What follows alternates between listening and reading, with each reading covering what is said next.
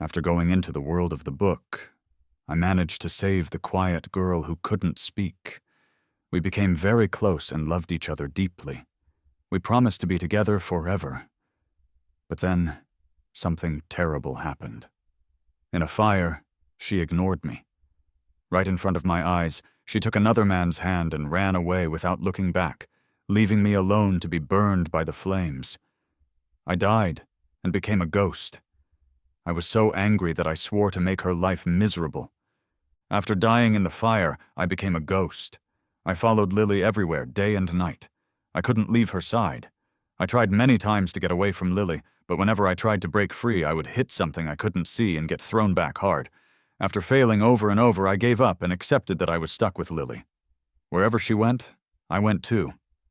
Late at night, under the bright stars, everything was quiet. Lily sat at her desk, writing a story on her computer. The light from the screen made her gentle eyes and eyebrows look like distant mountains. Her thin fingers tapped on the keyboard, showing a scar on her wrist. She got that burn 3 days ago while saving Ken. 3 days ago, at the same time, in the same shopping center, was the day I died. Fire and smoke were everywhere, just a few feet away from me. She didn't hear me calling for help. She covered Ken with her wet clothes and pulled him to run outside. I wasn't so lucky. The fire reached my side, and a falling metal pole hit my right foot. The sharp pain stopped me from moving. Ken wasn't far ahead of me, but he fell down because of the crowd running in panic. I tried to stand up even though it hurt, and shouted, "Ken, I'm here!" But then I saw her. A familiar figure. Someone I had watched for almost 10 years. Someone I knew very well. It was Lily. When she arrived, I instantly felt calmer, and I let out a long breath. But she didn't see me first. She hurried straight to Ken. Sweat was on Lily's forehead as she pulled Ken, without saying a word. I shouted, "Lily!" Thick smoke filled the air, and I covered my nose and mouth, unable to speak. I could only shake the big orange bell on my wrist.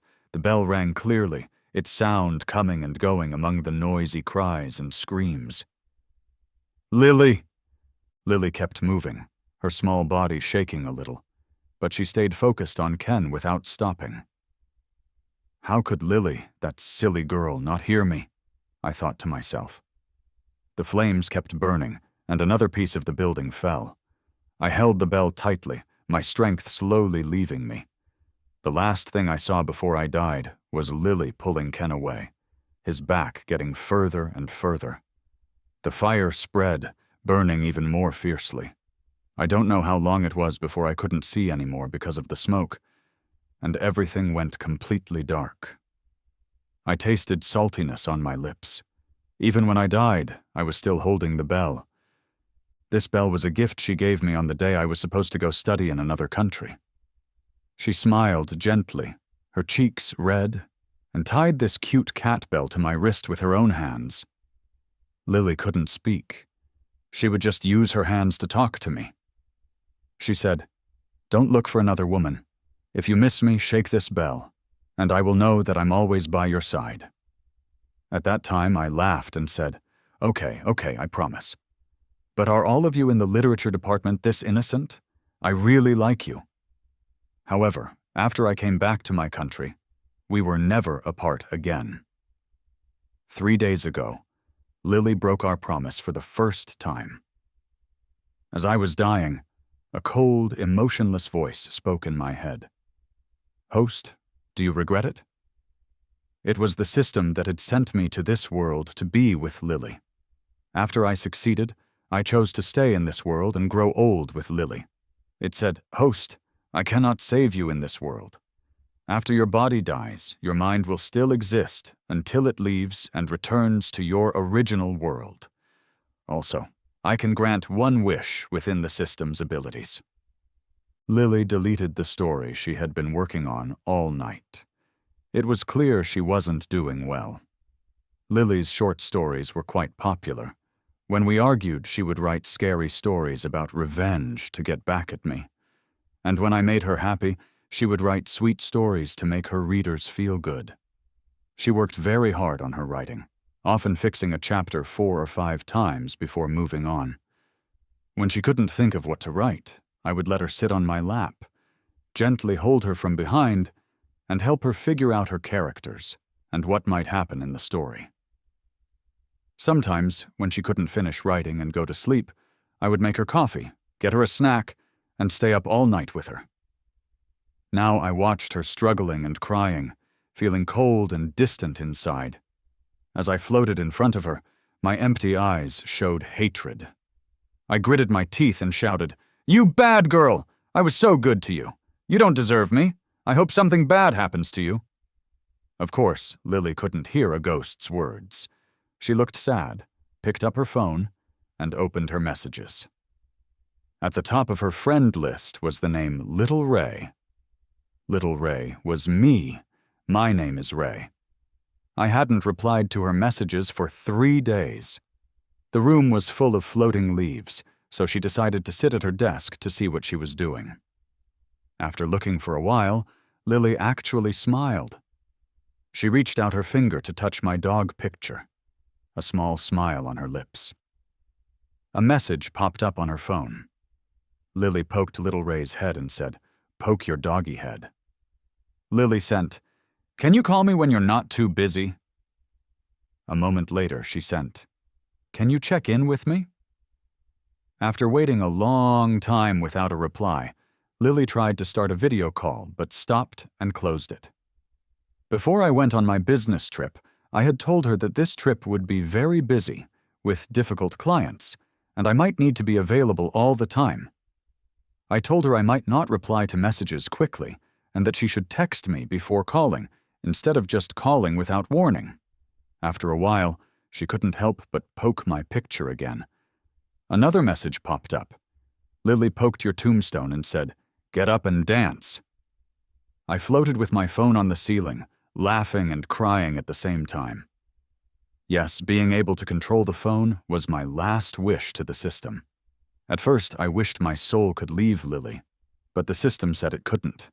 For some reason, I wasn't curious about Lily's reaction when she found out I was dead. Whatever she showed, sadness or pain, I felt nothing but disgust. Lily paused, her worried look fading, and then she covered her mouth and laughed softly. She sent, "Ray, this is so unlucky." Lily rested her chin on her hand, thought for a long time, carefully looked for an emoji, and sent it. She sent a picture of someone angrily rubbing a dog's head. She said, "Miss you." I floated in the air, pinched her cheeks, and laughed loudly. The smile slowly disappeared, and my face finally turned completely cold. I spoke to myself. "I'm really sorry. Ray is already dead. How can a dead person call you back? Have you forgotten? I'm just a few feet away from you, but you couldn't see me when I was alive and in danger. I'm your boyfriend, Lily. I won't forgive you. Unless you die too." This is the 4th day I've been stuck beside Lily as a ghost. Lily's life is very simple. She sends me good morning messages, writes stories, eats, sleeps, and sends me good night messages. Lately, she has become more and more restless and worried, constantly changing and deleting the stories she has finished writing, leaving piles of paper everywhere. One night, Lily woke up suddenly from her sleep. I was sleeping peacefully until her movements woke me up, and I started cursing, wanting to pull her over and scare her. The problem is, I can't touch anything. I'm speechless. I'm a ghost, and yet I can't find peace. Frustrated, I gritted my teeth and turned over to go back to sleep. I don't know if other ghosts need sleep, but I, Ray, definitely need sleep. Even in death, I must be the king of sleep. Lily lay curled up in bed. Maybe she had a nightmare. She was breathing quickly, her face pale, and sweat was all over her body. She couldn't speak, only gasping for air, her sad eyes showing a hint of loneliness. Lily sent, "Ray, miss you." My phone received her message again. Lily wiped her eyes, took out the photo of me from the bedside table, and looked at it for a long time before finally calling me. Beep, beep. After a few rings, the call ended. No one answered. She held the bottom of her shirt, pacing back and forth in the room, her face beautiful and captivating, but her eyes full of worry and confusion. Her young eyes sparkled like a deep and bright lake with gentle waves. Those eyes were still beautiful and charming, just like the first time I saw her, not changed at all. I spent 10 years trying to be with her, until I finally made a mark on those cold and distant eyes, so that when Lily looked at me, there was finally some warmth and tenderness in her eyes. I thought Lily loved me. Unfortunately, true feelings show up in life and death situations, and years of growing affection couldn't compete with her long-held crush. Lily, oh Lily, how could you? How could you? How could you not see me right in front of you? Is Ken your only true love deep in your heart? As long as he's around, you can no longer see anyone else. I, Ray, will forever remain just a side character. It's strange. Being a ghost can still feel pain. The first time as a ghost, I didn't understand. I reached toward my heart. The place that once would beat fast every time I saw Lily, now empty, nothing left. Only a handful of ashes. Lily sends me messages every day. Although I'm a ghost, thanks to the system, I could clearly go back, but I choose not to. I find different ways to change the messages I send through the poke feature on the messaging app to tease her, floating around the room and having fun. A message popped up. Lily poked your wooden fish. Ray's good luck, +1. Another message.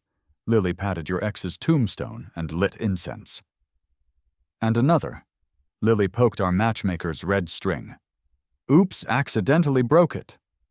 Lily's eyes drooped slightly as she looked at my changing messages, thinking for a long time before finally carefully sending. Ray, did I do something wrong? Damn it! I'm furious. Did I do something wrong? This bad girl is acting innocent. I flew over to her, grinning fiercely, making a proper ghost face at Lily. Then, I slapped my hand down, trying to give her a couple of slaps. After all, slapping is what I'm best at, but the slap missed, and I almost fell over myself. I'm so angry, even as a ghost, I've lost the ability to slap people. I gritted my teeth and roared, "Bad girl! Don't call me by my name! Go find your Ken!" Lily frowned slightly. In the middle of summer, a coldness suddenly went through her, and she shivered without meaning to. Lily took a sip of warm water, changed out of her nightgown, tied up her hair, and for the first time in 4 days, I saw her go out. The shopping center was filled with a romantic feeling. Today was Valentine's Day. The diamond necklace I had bought for her was still in the hidden drawer of the study, and I never got the chance to give it to her. Because I have no lover, only sacrifices. Floating behind Lily all the way, I saw her follow a store worker to pick up a strawberry cheesecake she had ordered. Lily likes strawberries, and I like cheese. In past years, we would buy them to share, but this time she was probably buying it to eat with Ken. Thinking of this, my anger flared. I pulled her ponytail hard, back and forth.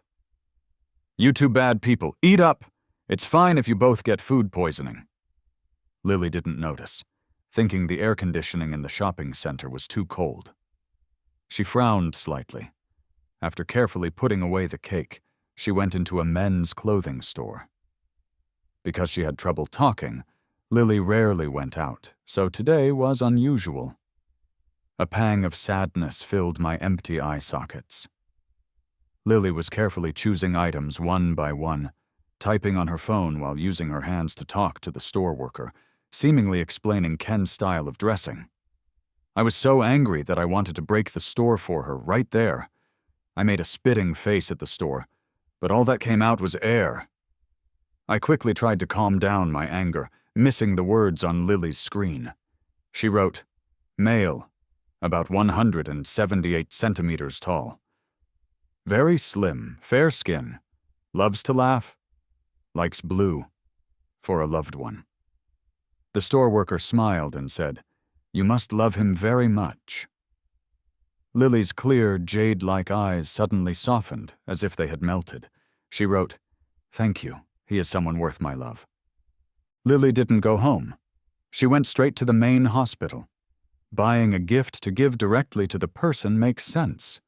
But not for Lily. "Lily, do you even remember that I, Ray, am your boyfriend? When I first became a ghost, I could float easily. But today I can't move at all. I curled up in a corner outside the hospital room, closing my eyes and covering my ears, feeling sad and hopeless.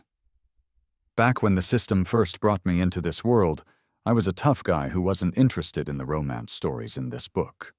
The system told me to play a small part that wasn't related to the main story, the heir of a wealthy family. In the real world, I was also from a rich family, so I wasn't attached to this story. I just planned to finish the story and leave to continue my comfortable life. But things didn't go as planned. The moment I met Lily, I knew that love at first sight wasn't just a story. I was 19, and Lily was 18. She had long black hair, bright and kind eyes, and was stunningly beautiful. I couldn't take my eyes off her. My mind was filled with one thought. I, Ray Wang, am going to win her over. She is meant to be my future wife, and I will love her deeply. After thinking of many romantic things to do, I started asking around and found out that Lily couldn't speak. I heard that when she was a child, she had a high fever, and her poor family couldn't afford to get her medical help in time, which damaged her voice. After looking into it more, I found out good news. Lily is single. Bad news. Lily already has a first love, a boyfriend named Ken. Good news. Ken is the main male character, and Lily is just a side female character who loves him but can't be with him. Bad news. Lily deeply loves Ken with all her heart. Sigh. The main couple loves each other, and you, a poor side character, are getting involved for no reason. After carefully studying the story provided by the system, I felt confident and decided to pursue Lily. My character, Ray, was designed to be very lovable, making sure that I would win Lily over quickly. I first became friends with Ken, and through him, I naturally met Lily. At that time, Lily and Ken had already broken up. Ken had met the girl of his dreams, Amy, the precious daughter of the Shu family. The two were in a complicated relationship. As for Lily, because she loved Ken so much, even after they broke up, she continued to foolishly wait for him to come back to her. She couldn't speak, was from a poor background, didn't dare to ask for much, yet couldn't let go. Whenever Ken argued with Amy, Lily would look at them, avoid eye contact, and quietly wait nearby. Amy was the wealthy heiress, a spoiled and stubborn young lady who, before she grew up, had been quite mean, and had once even bullied and embarrassed Lily out of jealousy. With both parents gone and coming from a poor background, how could Lily possibly compete with someone like Amy, the rich heiress? She silently endured all the unfair treatment, genuinely loving Ken from her heart, never complaining once from beginning to end. Ah, what a sad girl, loving so humbly and deeply. My first official meeting with Lily was at my birthday party. At that time, Miss Shu and Master Ito came to my Wang family home to celebrate my birthday. Lily was set up to look bad at the party. Amy deliberately ignored Ken, holding her wine glass high, sneering coldly. She said, "Lily, look at you, trying to be Cinderella, sneaking in to find a rich husband. Have you thought about what would happen if you messed up Master Wang's birthday party? You'll regret it." The crowd surrounded Lily, gossiping and pointing fingers. The girl was dressed plainly, her figure thin, unable to speak up for herself, her eyes and eyebrows showing sadness. I was dressed perfectly. I adjusted my hair, straightened my watch, and thought to myself with such a handsome look, Lily should immediately come to me, begging me to be her boyfriend. However, as I walked down the stairs, I saw Lily being embarrassed. I clenched my fists, filled with anger. Who dared to bully my wife? I loosened my tie, stood outside the crowd, and shouted, "What are you all doing?" Men and women came up to flatter me, but I ignored them all. Pretending it was my first time meeting Lily, I walked up to her and politely asked, "Miss, who are you and what's your name?" Up close, I wanted to pick her up and take her straight to get married. This girl was absolutely stunning, as beautiful as a fairy. Trying to hide my excitement, I smiled and said, "I'm Ray." Lily looked surprised, nodding coldly. I was speechless. I took her hand excitedly and said, "I'm Ken's friend. You're Ken's friend too, right? So we're friends now." Because Master Wang liked her, people all around looked at Lily with envy. Amy glanced at me with a hint of anger as she sneered, "She's really lucky." Lily gently pulled her hand away, remaining calm, her gaze cool and distant, like water leaving no trace, not affected by my actions. Undeterred, I continued to introduce myself passionately. I said, "You can call me Ray. Lily, you're just my type. I like you." But Lily remained cold and distant, pulling out her phone to type a few words. "Hello, have you seen Ken? I'm looking for him." She was worried about Ken, constantly thinking about and missing him. I gritted my teeth, smiling even brighter. The party ended. Amy scoffed. "You've taken a liking to her?" Our families were part of the same social circle, having known each other since childhood, though we were just acquaintances. I didn't hesitate to speak frankly. "Lily is going to be my future wife. If I hear you talking about her again, don't blame me for turning my back on you." Amy didn't expect me to be so direct. She snorted coldly. "Wife, yeah, right. People like you, when you meet someone you like, you just play around with them. But, Master Wang, how does it feel to like someone who doesn't love you back?" I couldn't be bothered to argue with her, so I said, "When your clothes get wet, do you want everyone to get soaked? So you're tired of being played by some other master and came to complain to me? Sorry, I don't have time to listen to your gossip, not interested."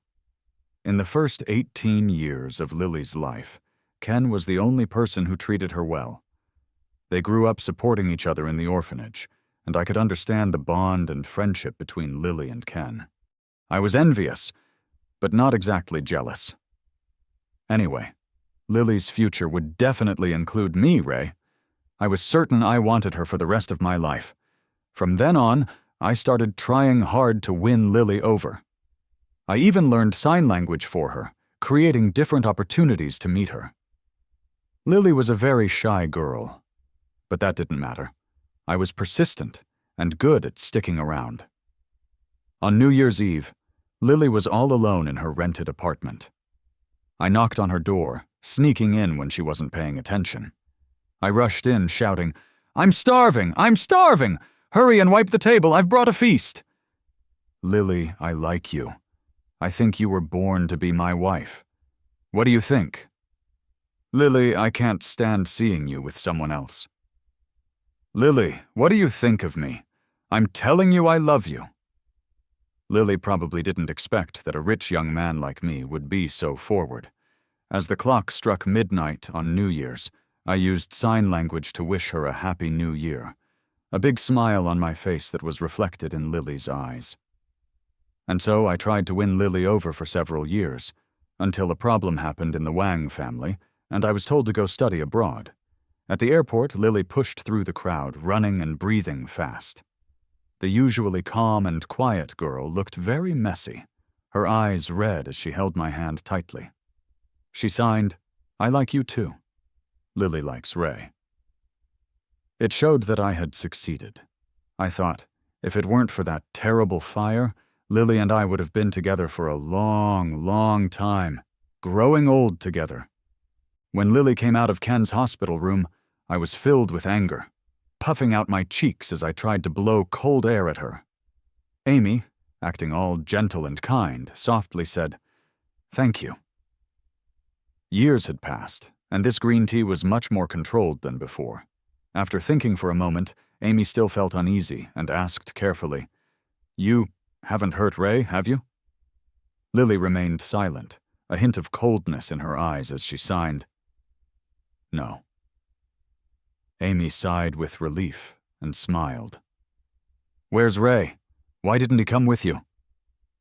Just as Lily was about to reply, her phone kept buzzing in her pocket. She quickly looked at the screen, a brief look of confusion and helplessness on her face. She used her hands to talk to Amy and hurried away. I should have been quietly cursing Lily in a corner, but as Lily left, I was suddenly pulled away, floating sideways. I cursed, "Damn it! I just cursed Ken! Don't interrupt my spell!" Lily went up to a co-worker who was traveling with me on the business trip.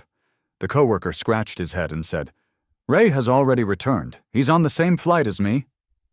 Lily frowned deeply, her eyes troubled, showing her inner worry. Her pale lips pressed tightly together, her breathing suddenly becoming fast. Lily took a deep breath and asked, "When did Ray return to City C?" Her fingers trembled slightly as she typed. The reply came, 4 days ago. Upon hearing this, Lily's face turned pale, her eyes filled with shock and confusion, frozen in place with her lips slightly parted. I held my forehead and stood in front of her, poking her head as I said, "Hey, I'm right here." I held out my hand, waving it in front of her, sneering, "Looking for me? What are you going to do, Lily? Why not die too? Then you can see me." Countless messages and endless phone calls filled my phone. Realizing something was wrong, Lily finally started looking for me. She can't speak, leaving no voice messages, and calls don't go through. She could only keep sending messages non-stop. "Ray, where are you?" I shook my head and replied, "I'm right beside you. You've always been blind." She asked, "Ray, can you come home first? I'll come find you." The word home touched my sensitive feelings. I froze for a moment before slumping down by the wall not far from Lily, clenching my fists tightly, speaking slowly. "Lily, I can't come home anymore." Lily went to my company, my parents' house, any co-worker or friend I knew, any place she could think of. But she still couldn't find me. On the busy city streets, Lily stood in the crowd, holding her phone tightly, looking somewhat lost, as if she didn't know where to go. Her tired shadow stretched long under the streetlights, adding a touch of loneliness. Her eyes were red, looking completely exhausted. After a day of running around, Lily returned home, having searched everywhere, only to be disappointed again. The entire house felt lifeless, unusually empty and quiet. Lily continued to contact me, gently poking my picture. A message popped up. "Lily poked your tombstone and said, 'Your Ray's grave grass has grown very tall.'" She looked at the message for a moment before her fingers began to swipe upward, reviewing each change in my message endings. I stayed behind Lily, suddenly finding everything uninteresting, even losing the desire to scare her. I realized that Lily wasn't completely indifferent towards me, but sadly, the person she loved the most wasn't me. I circled around to stand in front of Lily, staring at her without moving. Lily's eyebrows were slightly furrowed, her lips pale and cracked, her face showing signs of tiredness, yet still beautiful and delicate. Memories flashed through my mind like a slideshow. The first year, Lily's coldness and distance towards me. The second year, Lily began to unconsciously watch me, her gaze staying on me longer each time. The third year, on a snowy winter day, I walked over mountains to find Lily sketching outside, warming her cold hands inside her snow-covered cabin. The fourth year, at the airport, Lily was breathless, and no longer her usual calm self. She tied the bell to my hand, promising to wait for me forever, even if it took a lifetime. The seventh year, I held her as we walked to the bedroom, her cheeks red, shyly snuggling into my embrace. Closing my eyes, I calmly whispered, "System, end it. How many days left until I leave?" The electronic voice replied, 3 days remaining. Ding dong. The screen lit up. I sent Lily a message using my phone, saying, "Let's break up, Lily. I'm finding someone else. I don't need you anymore." Suddenly, Lily's fingertips froze, her eyebrows furrowing deeply, and her eyes, once like calm water in autumn, instantly turned icy cold. Lily went to the police station. I was so furious I was jumping up and down. I cursed, "I said break up! Break up! Can't you understand? Why did you call the police?" After filling out the report, Lily held my photo tightly and gave it to the officer, trying hard to control her emotions. I could feel that she was very upset. On the outside, she looked calm, but inside, she was about to lose control. The police officer asked, "You were able to contact someone to send you messages. Are you sure he's missing?" Lily's eyes were red from being tired. She typed, "Ray wouldn't break up with me. He must be in trouble. He's not safe right now. Please help him." After finishing her statement, Lily didn't waste any time and stood up to leave, seeming determined to continue looking for me. Just as she was about to leave the police station, a voice called out, "Hey, wait, ma'am!" A young police officer had been looking at my photo for a long time. Suddenly, his expression changed, and he loudly called out to Lily. In the next moment, his voice became very soft and careful as he said, "Ma'am, do you see? Is this the person you're looking for?" Lily looked in the direction the officer was pointing. She stood quietly, her gaze fixed on the picture in the bottom left corner of the screen, her expression blank for a moment. I turned my head in confusion and saw a familiar figure in the bottom left corner of the screen. It was me. The raging fire, the chaotic crowd running away. Me desperately shaking the bell to call for help, and Lily calmly pulling Ken away without looking back. The video playing was exactly the shopping center fire from 4 days ago. After a long time, Lily seemed to be in a daze, her face losing color, as pale as paper. She opened her mouth. From her throat, which had been silent for so long, she painfully and hoarsely managed to say muffled words. "Ray." Her voice was sharp and unpleasant, like rough edges cutting across a broken string, as if the whole world was shaking upside down with her. Lily hadn't eaten or drunk anything, tirelessly searching for me in the burned building for a long time. I floated on her shoulder, making ghost faces. Feeling indifferent, I sighed. "Stop looking for me, I'm already dead." She kept her usual calm look, asking everyone she met, "Have you seen Ray?" Using her rough and unpleasant voice, she struggled to say her words. My death couldn't be kept a secret anymore. Friends from before I died rushed to show their respect, and Amy, along with Ken, who had left the hospital, arrived at the blocked-off ruins. I was speechless. What a lively scene. Everyone here to show their respect to me. My parents were the most heartbroken, crying so hard they couldn't breathe properly. Even Amy, who didn't get along with me, couldn't help but cry. Only Lily didn't cry for me. The young girl's eyebrows were light, and she stood quietly, her fingers beside her body drawing a few scratches. The frozen cuts mixed with fresh blood. Ken looked sorry and said, "Lily, I'm sorry. Please don't do this."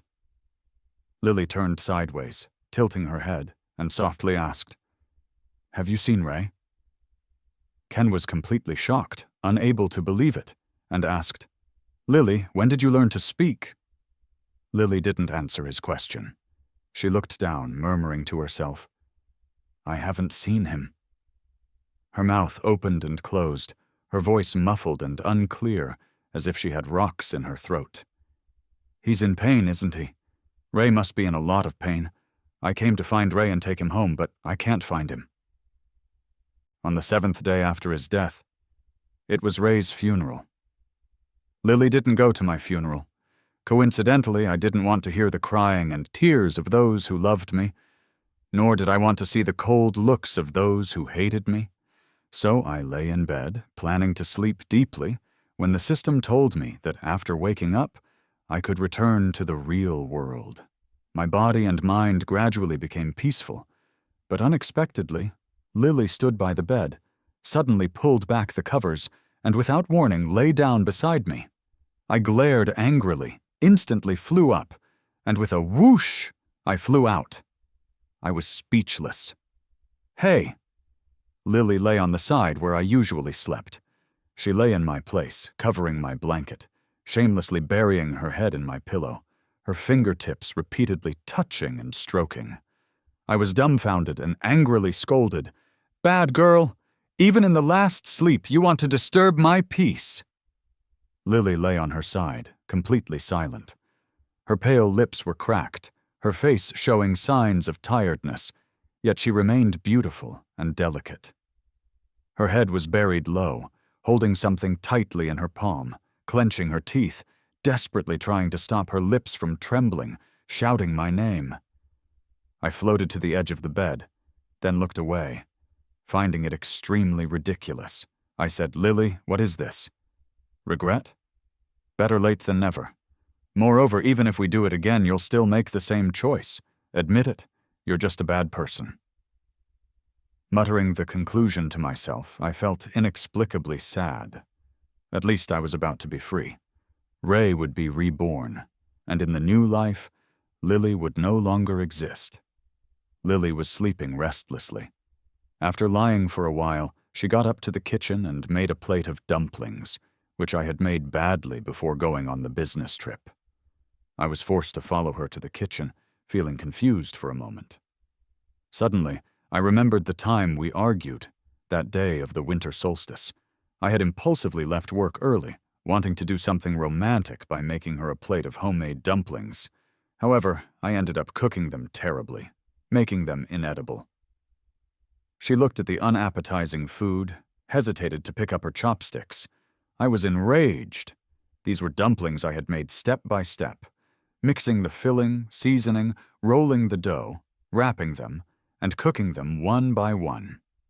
Not eating even one bite was too disrespectful. Where was my pride?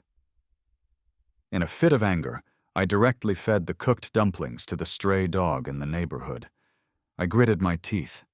I feed the dog, but won't feed you. But damn it, the dog wouldn't eat them either. After smelling them, the dog just shook its tail and walked away. I was furious. Lily brought the dumplings back, signing, "I'll eat them." My thoughts returned. Lily served 2 plates, even calmly placing my chopsticks and bowl on the dining table. She slowly ate the cooked dumplings, one by one, as usual, smiling at the empty seat across from her, saying, "Ray, delicious." Feeling complicated, I gritted my teeth. "You're crazy." Lily washed the dishes, staring at the phone on the table, her gaze lingering at our messages for a long time. After focusing for a long time, the young girl suddenly smiled gently and said to the direction where I was in the air, "Ray, you've always been by my side, right?" I was startled, instinctively jumping behind the sofa. Lily was picking at her fingers, staring blankly ahead, the atmosphere filled with sorrow. She looked up and smiled, saying dryly, "Ray, wait for me." I slowly backed away, trying to get as far from her as possible, urgently calling the system. I asked, System, can I leave?" The system replied, "Detected that the host has been dead for 7 days, now initiating detachment." A cold electronic voice started a countdown. 3, 2, 1, beep. Lily sat with her head down, completely quiet. I gave the young girl one last glance, turning away without any sadness. In an instant, the cold feeling around Lily suddenly disappeared. She quickly raised her eyes full of tears. She shouted, "Ray!" She suddenly stood up and lunged forward, waving her hands in the air, desperately trying to grab something. "Ray!"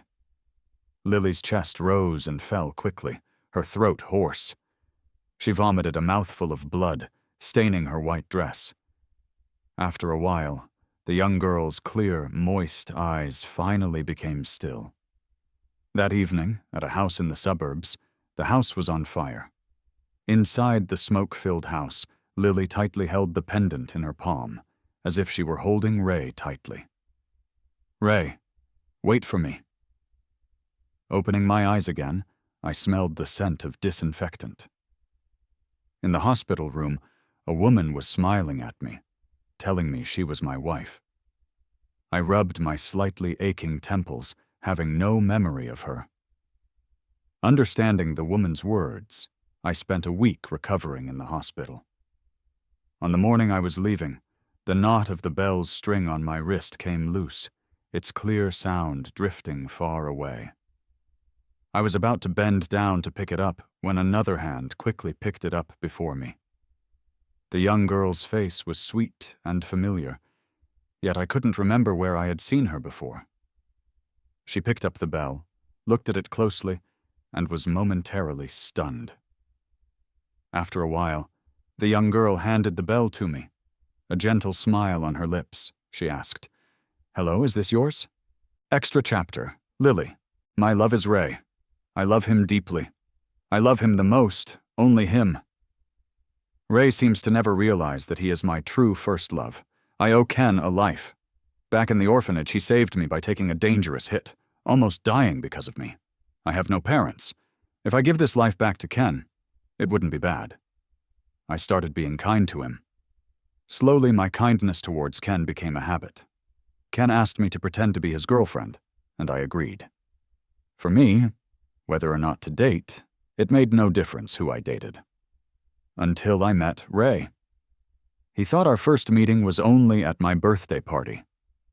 All those feelings were clearly written on his face, yet he thought he was being deep and mysterious, arrogantly asking me, "What's your name?"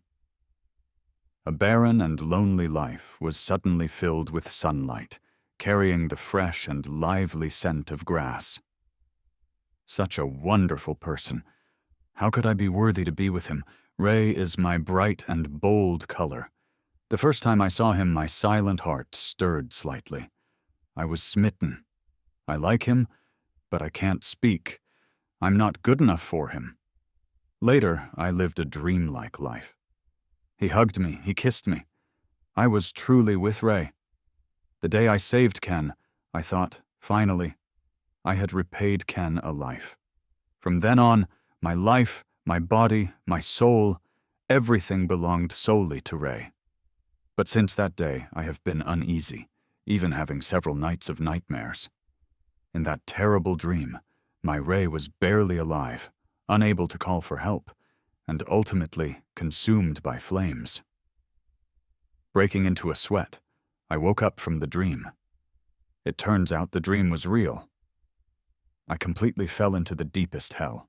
I'm okay being in hell. But what about Ray? Ray must be in pain, right? I can't find him. Let me descend into hell completely.